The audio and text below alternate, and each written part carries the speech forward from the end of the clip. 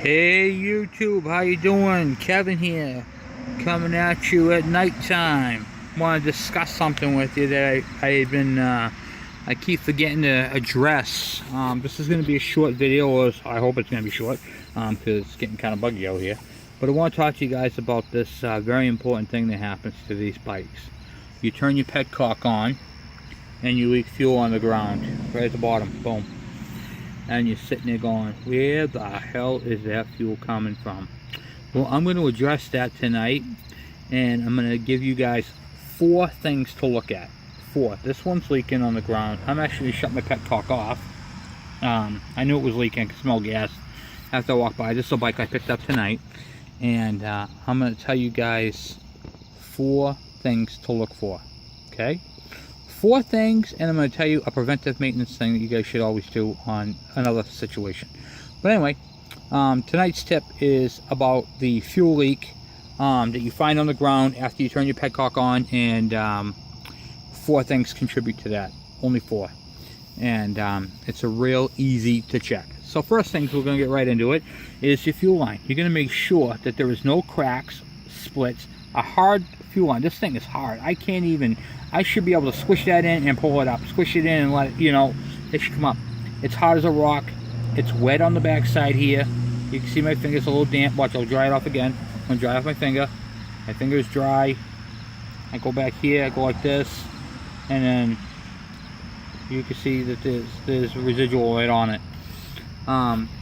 So you want to make sure that there's a clamp on here, and that there's no cracks or splits, and your fuel line is you can actually move it. This thing's like rock hard. This thing wants to break. Okay? However, that's not the problem right at the moment. But it has a little residual leak on the back side here. And you can see right now that the fuel line is not sitting at the base. Your fuel line should be sitting all the way down to your carburetor base. And there should be a clamp right at the bottom. Okay? There is not. So this right here is a bad fuel line. You're a bad fuel line. Bad. Okay? So that's that's one thing to look at. Okay? I'm going to show you guys the rest. Real easy, real simple stuff. Okay? You take your carburetor off and you take your carburetor bowl off. I've already took a carburetor apart to show you. This is my parts carburetor. Well, not parts carburetor, test carburetor. And I'm using this right here, this carburetor, for videos to show you. Okay, what we're going to check now is your float. First things first, you want to make sure that the float has no holes in it. Okay, there is no holes. You want to make sure that it's not split, cracked, all the solder around the edges look good, and that there's no fuel inside of it. Now I'm going to tell you guys how you can test these floats. Tie a piece of string, but very gently. You don't have to stir it down. Just gently around it, stick it in a bowl so that the 2 floats are submerged. Give it 1 hour, take it out and shake it back and forth. See if you hear any fuel in there, put up to your ear, shake it back and forth. Look at it, see if there's any water leaking, any weepage spots. Okay, that right there would show you. And what was the other thing? Another bike. You're going to want to make sure that there's there's no weight change, because if one is heavier than the other, that could mean that you have water in the heavy side, okay, or fuel if it's in the carburetor. So you want to check your floats. Okay, that is the second thing that can make the carburetor leak. Okay, the third thing you want to check is your float level. You want to make sure that the floats are properly adjusted and are sitting where they're supposed to be sitting when they're open, and sitting where they're supposed to be when they're closed. Okay? I'm not giving you specifications on this because a lot of these bikes have different settings. You get different carburetors, different things. So, and this video doesn't just cover the KEs, it covers the KDs and the KMs and all that type of stuff, and even 125s. Now you might notice there's a dent on this side of the carburetor. The dent on this side of the float. That's acceptable. If the whole float is collapsed, that is unacceptable. But if you have a small dent on one side, that's perfectly fine, like this one. Then you have that one right there, which is perfectly fine. Nice and smooth on the outside, that's fine. If it is dented beyond recognition to the point where one of these floats is higher than the other, when you put it in there it's at an angle, then you might want to consider getting new floats. Okay, so how does the fuel come out of the bottom of the carburetor without flooding out the engine? That's real simple. Okay, the fuel that you're seeing on the ground is coming out the bottom of your carburetor. It's coming out through this little rubber grommet here that fits into the casing. See these two tubes? When the fuel level exceeds the tubes, then fuel is going to flow in them and then out of them and right out to the bottom there, right out to the ground. Okay, a bad float, a leaky float, or an incorrect adjustment float will cause that issue.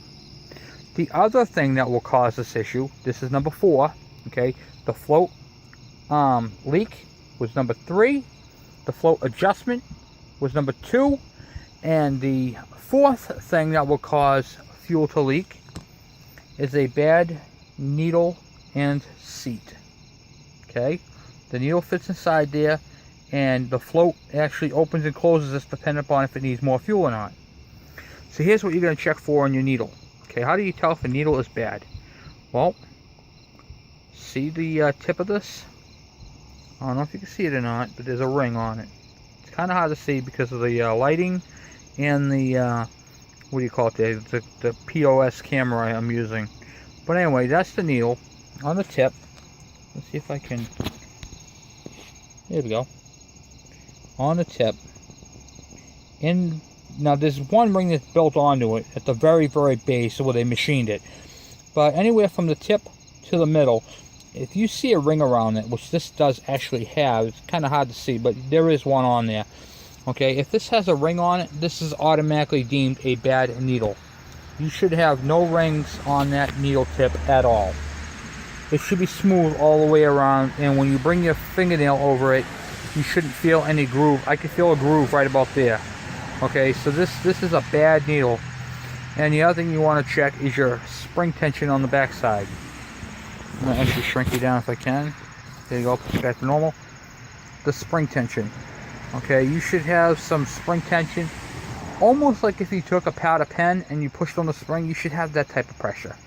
It shouldn't just go right in and stay in or anything like that. It should have a decent margin, and you shouldn't have to be able to pull it out.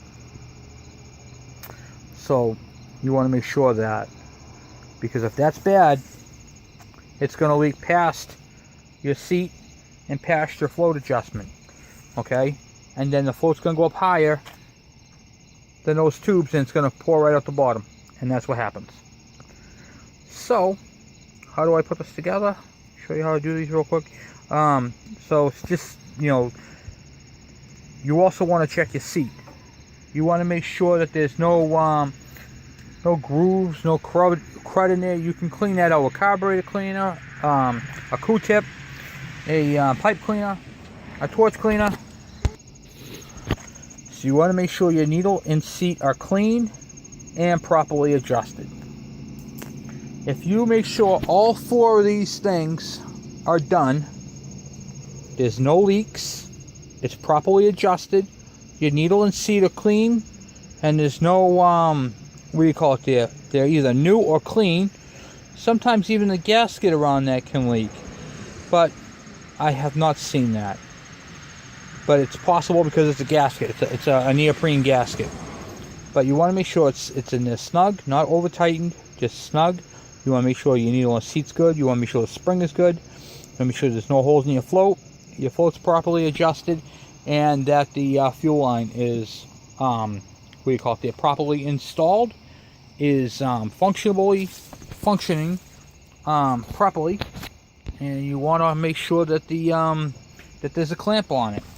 This one right here was not put together with a clamp. It's not installed properly. However, that's not the problem. I also want to address a hesitation problem on these bikes. You clean your carburetor, everything's all good in the hood. You want to make sure you have a clean air filter. okay, for dirt ingestion. You also want to make sure, and I'm going to go over this one more time. I went over this one time in my other video. I'm going over it again because it's extremely important, especially on these little on-off-road bikes, okay, where the engine's so far down, the tire's kicking up water at it. I mean, this side of the engine right here takes a lot of abuse. And you can see that there's a lot of dirt and crud in there. See the dirt and crud right here? Look at this. It's awful. Look at that. That just came out of the carburetor right there. Right here. Watch. Whoop. Look at that. Okay? What happened? I'm going to tell you exactly what happened. What happened was, they got this bike running. They put silicone in place of a grommet up top here, which is a no-no. Buy the grommet. Okay? It's cheap. It's easy to get. You should have a grommet up there. You should have a grommet here. You should have a plug here. Right there. You should have a gasket all the way around here, which this does not. I mean, you can tell just by looking at the side cover. Right there. See all the dirt? That's a bad thing right there. And then you should have a good filter at the bottom. If you do not have a good filter, water and crap is going to come up from the bottom. If you don't have a good plug in your bike, you're going to have dirt and crud in there. If you don't have gasket around here, you're going to have rain and crap and stuff like that coming in here. No grommet up here, it's going to get in there. If you have not right here, there's no gasket on this cover. And this cover gets a lot of crap in it. This should have a gasket technically, but it doesn't. There's a lot of crap that gets in there. It'll come through that window and bang. As a maintenance thing, every now and then you should remove this back cover and clean that out.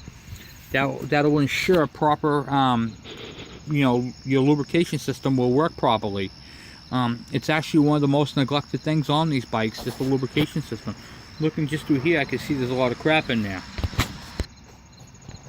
So, just make sure that this whole area is clean. Make sure you have gaskets, your grommets. Make sure that your fuel filter is clean, which is in here in this case. See how there's no line, there's no filter in line? That's acceptable because it has a fuel filter in here. Okay? Make sure you have a fuel, make sure you have an air filter in here. Make sure it's good and clean. Because if you don't put an air filter in here, even run them for a few, you could forget. Dirt and stuff goes up through the intake, fills up in here, comes down through this tube, in through here, and then into your carburetor. So this carburetor is actually going to be taken off, cleaned. The bike runs great. However, I can't consciously let it go through with a dirty carburetor that I can visually see is dirty. This carburetor right here, being in a sealed container, should actually look better than a carburetor mounted to the side of the jug, because it's clean. It should be clean. Cleanliness is next to godliness. When you don't put a gasket on here, you're not just affecting your carburetor, you're affecting your clutch. Because now all that dirt, you can see how dirty it is in there. Okay, when you squeeze that, it's like grit. It's gonna wear, that dirt can wear out that plastic. You're gonna have an incorrect, what do you call it, clutch adjustment.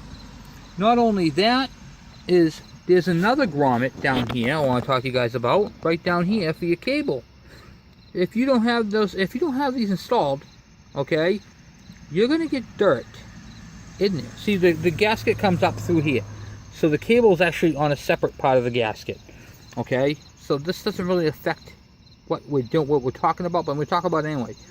Not having a gasket on there, dirt can get on that cable right there and just chew it out. And then what happens? You end up with a stiff clutch cable. Okay, you guys got to keep these things maintained. That's how it happens. Gaskets, seals, grommets. Spend the money, do the maintenance. It'll last you. It'll perform better for you. You will have the bike running as it should be running, and that is the goal for all of us. So if you see fuel leaking down, this video right here is going to reference that. This video right here should help you with that. I'm kind of upset with this bike right here for the lack of maintenance it had, but you know, overall it's a good bike. It was definitely worth what I paid for it, and I'm very happy. These fork seals, needs a lot of stuff. Look at the back wheel. Ripped all the spokes right clear out of it. It is cocked right over. That happened when I took it off the trailer. It just collapsed. It just collapsed. I was gonna take it for a quick spin. Nope. You can see how bad the rim is. But I have a rim for it, so I'm not too stressed out about it. I just wanted to address this carburetor leaking issue with you guys, because I know it affects a lot of you guys, and I know that this information is very much appreciated and very much needed. So remember, guys, when you do this, make sure everything is clean and sealed to the way it's supposed to be, because a clean carburetor is a happy carburetor. A happy carburetor is a happy owner, and a happy owner is going to love the hell out of this bike. Okay, this bike only has 1,900 miles on it, and it's really sad to see it in the condition that it's in. If I bought this bike brand new and had 1,900 miles on it, I would expect it to look a whole lot better than this. However, people beat on these things and they don't know how to maintain these rotary valve engines. They're far and few, and everything nowadays is self-contained, and you have your carburetor where, you know, up on the jug. A lot of people don't even know there's a carburetor under there. They think it's in the air filter box. So it's just one of those things. But anyway, thank you guys for watching. If you have any comments, please send them my way. If you have any questions on this video, remember, 4 things will cause that leak: fuel line, floats out adjustment, leaky floats, and needle and seat. That's it. That's all there is to it. There is no more. So these are basic things, real simple to check and to do. So I hope you find this video informational, and by all means, please subscribe, please comment. And this is not just for the 125s or the 100s or the 80s. This goes for anything with a rotary valve. Okay, carburetor leaking at the bottom, that's what this is for. That's what this video is for. It's for these rotary valve motors with the carburetor on the side and they leak.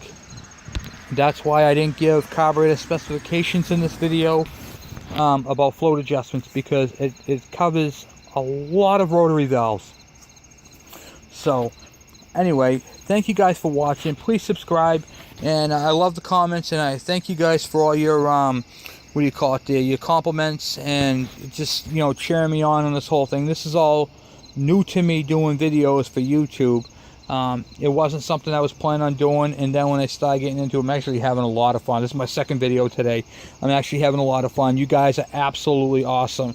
I really appreciate the comments and the feedback that I'm getting for you guys, and I love it when you guys have a problem with your bike and I can reenact it on one of mine and give you the information so you can properly fix your bike. I've been doing this for a very long time. I have a lot of years of experience, and I'm really happy to be able to share my experience with you guys to help you guys build your bikes and fix your bikes to the way they should be ridden, fixed, and maintained. These videos are all uncut, so when I make a mess up, I make a mess up. You know what I mean? Sometimes I call parts the wrong part, but I fix it. I do my corrections on the fly, and I appreciate that. So, I mean, you're getting actual tech tips, you know, as if you were, you know, standing right next to me and I'm working on your bike. So, if that's the case and you see it the same way I do, by all means, comment on them and let me help you with your bike. You know, that's what I'm here for, and that's why I'm doing these videos. So, I really appreciate it. Like it, share it, and subscribe to it. Thank you very much.